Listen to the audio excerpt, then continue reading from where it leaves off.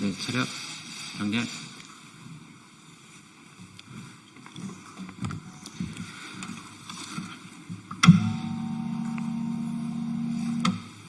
네, 저희는 국민의힘 김민석 국무총리 후보 인청특위 위원들입니다. 김희정, 주진우, 배준영 의원입니다.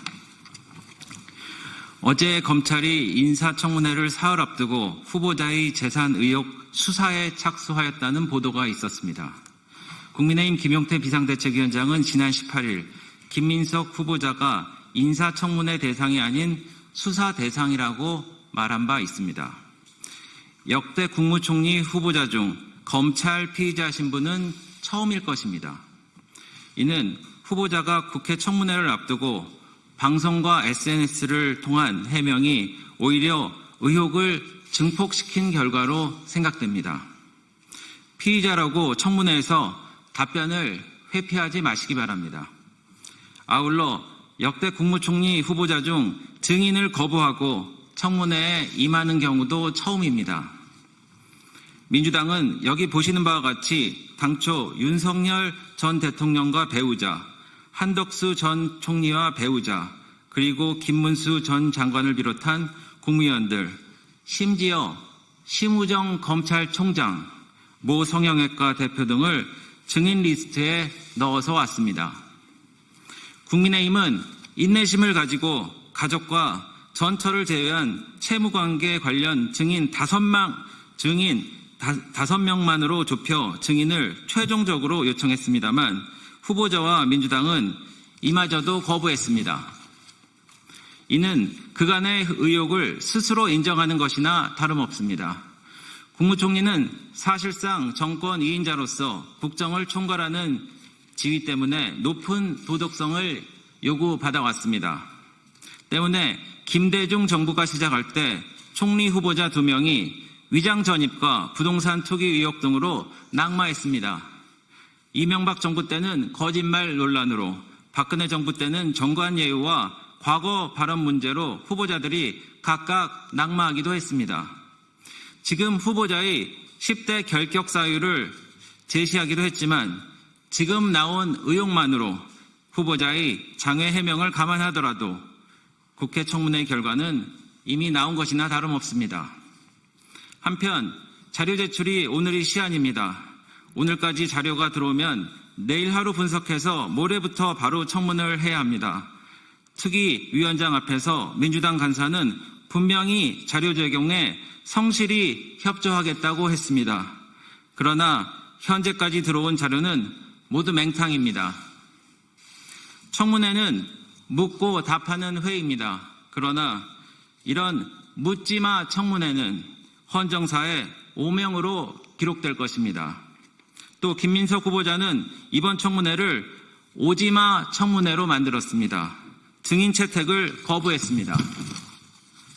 또 주지마 청문회로 만들었습니다. 자료 제출에 대해 후보 측이 계속 브레이크를 걸고 있습니다.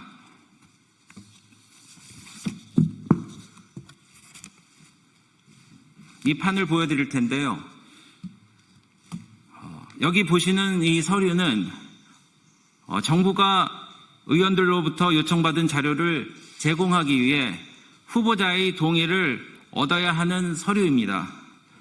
후보자가 여기 나와 있는 후보자 본인, 배우자, 가족, 구체적으로는 직계 좀비석의 출입국 기록 및 사실증명서, 이런 동의를 안 하고 있기 때문에 저희는 서류를 받지 못하고 있습니다. 참고로 민주당이 작년에 밀어붙인 법안을 다시 소개하겠습니다. 국회에서의 증언 감정 등에 관한 법률 일부 개정 법률안의 내용 중 일부입니다. 제출 요구받은 자료는 개인정보보호 및 영업비밀보호 등의 이유로 거부할 수 없다. 보고 또는 서류 등 제출 요구를 거절하거나 보고 또는 서류 등 제출을 방해하는 자는 3년 이하의 징역 또는 1천만 원 이상 3천만 원 이하의 벌금에 처한다. 민주당은 내로남불의 극치를 이번 청문회에서도 다시 보여주고 있습니다. 이에 엄중히 경고합니다. 이렇게는 청문회를 진행할 수 없습니다. 또 하실 말씀 있으세요?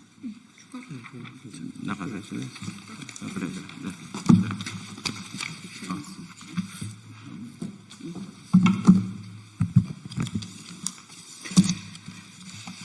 특히 명확하게 이렇게 공식적인 자료는 오지 않았지만 김민석 후보 본인이 방송에서 한 말과 그리고 페이스북에 올린 자료로도 거짓이 드러나는 학위 관련된 내용을 지적을 하고자 합니다. 이 부분도 명확한 자료가 하면 그 거짓은 더 명확하게 드러날 것이라고 생각합니다.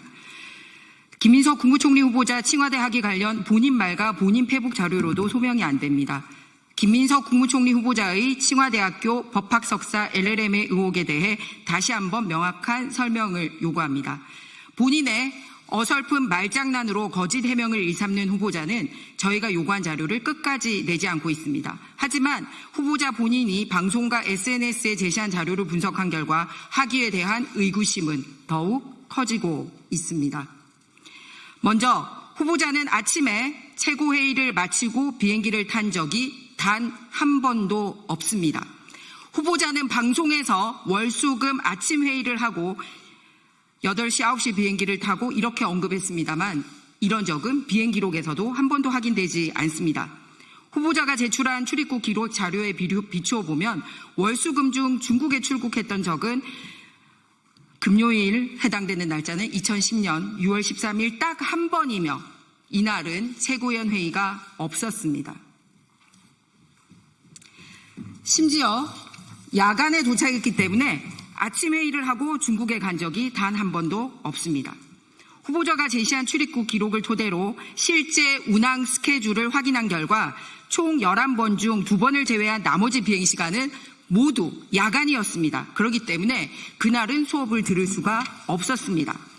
두 번째로 후보자는 방송에서 일주일에 한두 번씩 왕복했다고 말했지만 칭화대 재학 기간 동안 중국에 있었던 기간 중 2010년 봄학기에 3, 4, 5월은 일주일에 한두 번은커녕 중국에 간 적 자체가 없습니다. 칭화대 규정상 2009년 가을학기와 2010년 봄학기를 수강해야 하는데 2010년 3월부터 5월까지 출입국 기록이 전혀 없기 때문에 2009년 가을학기에만 집중적으로 수업을 들은 걸로 보입니다. 졸업 요건 25학점을 채우는 것이 매우 어렵습니다. 다음으로 본인은 화요일, 목요일 수업이 있었다라고 방송에서 얘기했습니다. 하지만 실제 수업이 가능했던 반나절이라도 화요일, 목요일에 중국에 체류했던 날짜는 단 4일밖에 없었습니다. 심지어 본인이 제시한 비행기편 중에서는 한국발 국제선 비행기가 아닌 것도 본인의 비행기 기록으로 제시한 게 있습니다. 2010년 6월 13일 일요일 CZ-126 항공편은 중국 국내선이기 때문에 한국발 중국 도착 비행기가 아닌 것으로 확인이 되었습니다. 종합하면 후보자의 중국 체류 일수는 밤에 도착을 하든 뭐든 다 포함을 해도 26일입니다. 김 후보자는 지난 총선 당시에 배포한 공보물에서 자신이 2009년 9월부터 2010년 7월까지 칭화대학교 법학학원에서 석사과정을 이수했다고 기재했습니다. 하지만 중국 체류 일수는 말씀드렸듯이 넓게 잡아봐야 26일에 불과하고 3월, 5월 단 한 번도 출입 기록이 없습니다. 그래서 후보자께 묻겠습니다. 이런 일정으로 25학점 딸 수 있습니까?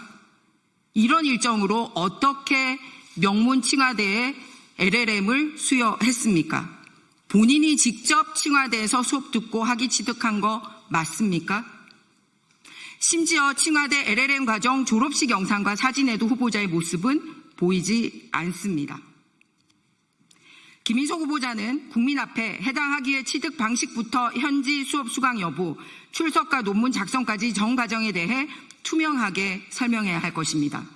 이 문제는 단순한 이력 문제가 아니라 총리로서의 자격과 신뢰를 가늠할 수 있는 핵심 검증 사안입니다. 이렇게 학위 취득에서뿐만 아니라 졸업 논문의 내용에도 상당히 문제가 있습니다.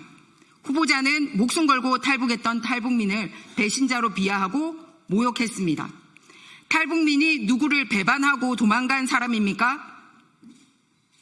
전국에 목숨 걸고 대한민국에 내려와 있는 탈북민들에게 무릎 꿇고 사죄해야 할 일입니다. 이재명 정부는 지금 도대체 어디로 가고 있는지 너무나도 개탄스럽습니다. 자유를 찾아온 탈북민을 배신자로 모욕하고 반미 운동의 상징인 김민석 후보자를 국무총리로 임명하고 반미 친북 인사를 국정원자로 지명했습니다. 한미 동맹은 뒷전이며 중국과 북한의 눈치를 살피는 것이 이재명 정부의 외교 전략입니까? 아울러 논문에는 지도교수 이름조차 잘못 기재가 되어 있습니다. 누차 말씀드렸듯이 본인이 직접 작성하고 다닌 과정이 맞는지 묻고 싶습니다. 그래서 요구합니다. 이렇게 본인이 제출한 자료로도 여러 가지 거짓투성이입니다만 공식적인 자료, 앞서 우리 배준영 간사가 설명했듯이 개인정보 동의를 하면 공식적으로 출입국 관리 기록과 칭화대 수업별 출석 현황, 결석 현황, 그리고 수업 여부에 대해서 우리가 공식 자료를 받아볼 수 있습니다. 후보자가 떳떳하다면 빨리 개인정보 제공에 동의를 해서 이런 공식적인 자료를 받고 정상적으로 인사청문 절차가 이루어질 수 있도록 협조해 주시길 바랍니다. 이상입니다.